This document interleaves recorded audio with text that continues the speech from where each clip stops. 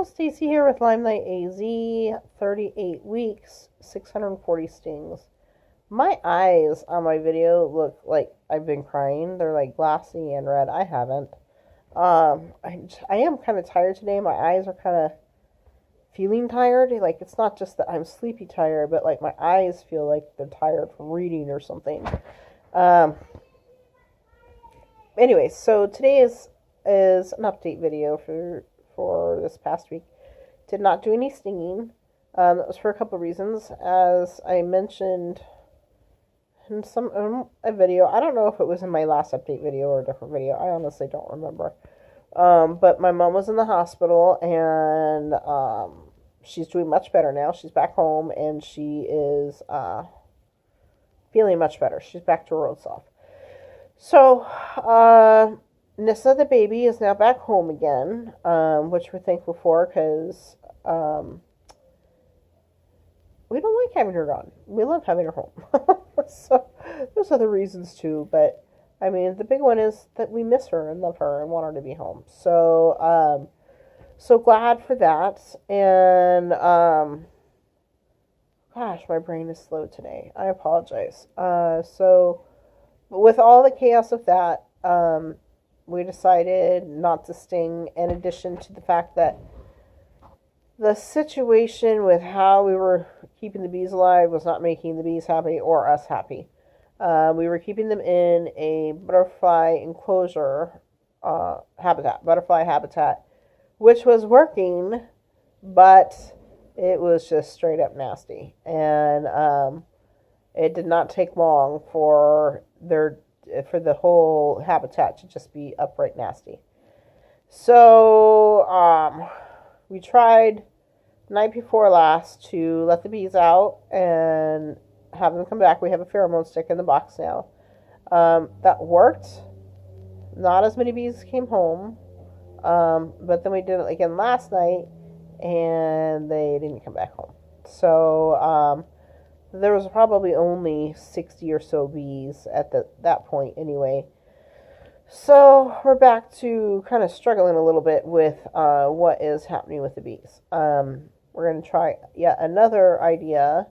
A Facebook friend of mine had posted a hive that gets, and I'll put the link for that down below, had posted a hive that you can attach to your wall and the bees can go in and out that way.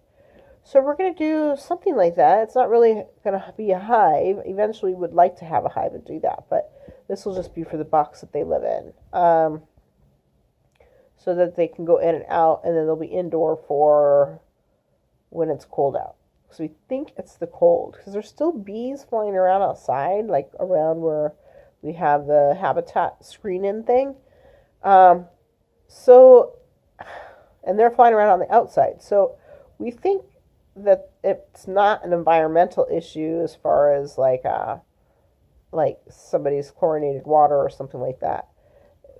If there's bees, then I would think that there's bees in the neighborhood that are surviving just fine. So it must have something to do with the combination of it being too cold at night and not having enough bees for them to temperature control their box. So now plan B or C or D. I'm not even sure where we are at this point. So we are going to do something kind of like that. It might take a day or two to try to get it going. I'll show you pictures when we have it done. So yeah, that's where we are. I am noticing muscle filling in on my body, which I'm excited about. One of the things, and I don't know if I'm going to be able to show this to you because I'm trying to hold my hand. Let's see. So I don't know if you can see between my thumb and my forefinger, but it's very dipped in between. There's no muscle in there. Can't tell if you're getting a good view of that or not.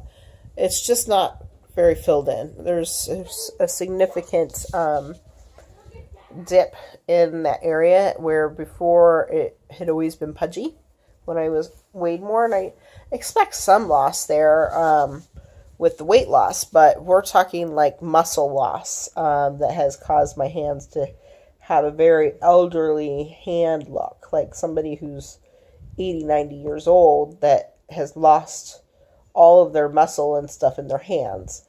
And that was the case on both hands. My right hand, that area is starting to fill in with some muscle. Left hand seems to be a little slower, both for on top of my hand in that spot and on the palm of my hand. My right hand is doing it faster. So I find this a little perplexing because in some areas of my symptoms, things are getting better, even without doing consistent bee stinging. But in other areas, like my muscles, those are still coming back, even though there's not like been a stop. It's continuing to have muscle growth. Like my legs, I've mentioned before, my lower legs, when I try to tighten the muscles in my calf, that would have like this puckery look to the skin that looked a lot like cellulite.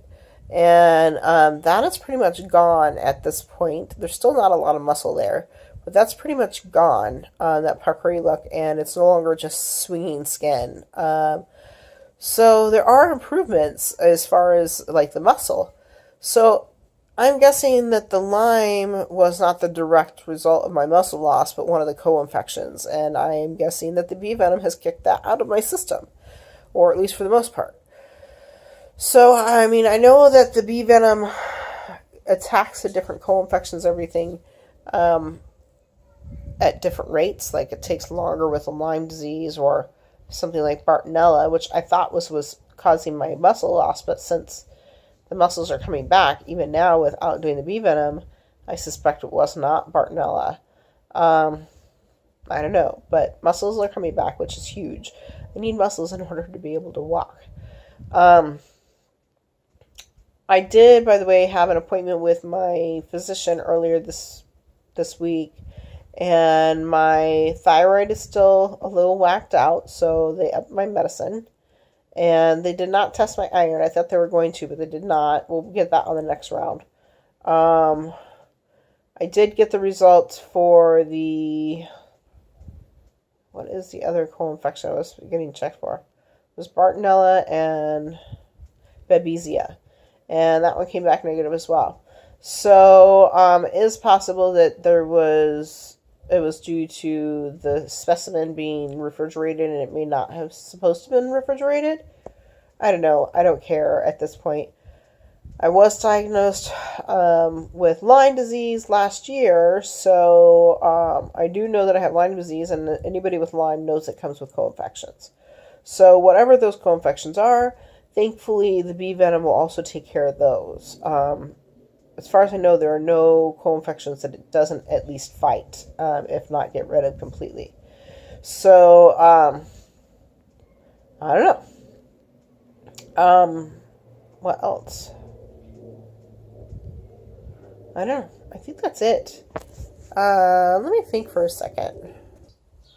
Yeah, I guess that's about it. I still seem to be having some weight loss. The fatty areas, what's left of them, of my body, seem to be deflating more.